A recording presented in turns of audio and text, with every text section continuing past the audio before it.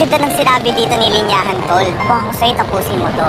Sabi niya, mga girls, bilang lalaki, nawawala ang pagmamahal namin sa partner namin kapag palagi niyong inaapakan pagkalalaki namin. Totoo nga naman talaga. Para sa mga girls, pakinggan niyo tong maigi. Bilang lalaki, yes, unti-unting nag-fade or nawawala yung pagmamahal namin sa isang babae kapag paulit-ulit niyong inaapakan yung pagiging lalaki namin. Hindi dahil mahina kami, kundi totoo naman, walang lalaki na tatagal sa isang lugar na lagi siyang minamali. Yung sa bawat pagkakamali, grabe mo agad ipabuka sa harap namin na mali talaga kami. Yung tipong may unti lang kaming pagkukulang, ginagawa mo ng joke sa harap ng iba. At alam mo kung ano yung pinakamatindi? Pag may gagawin kaming desisyon, kinukontra mo agad. Pero kinukontra mo, hindi para tumulong, para mag-ibabaw sa inyong dalawa. Unti-unti kaming tumatahimik. Unti-unti kaming lumalayo.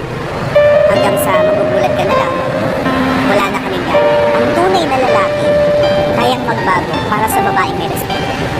Pero yung totoo, hindi namin kayang tumagal sa babaeng walang respeto. Ginagawa pa kami kaya.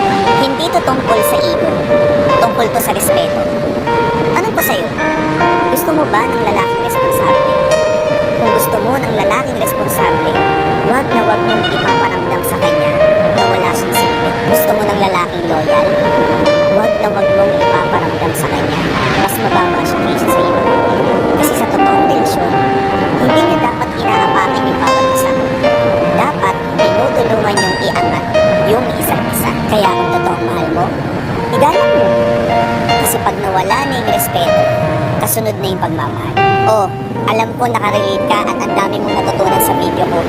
Like, comment, and share mo na rin to. Kasi sa mga bagay na yun, makakatulong ka na para mabigay yung information sa mga taong kakilala mo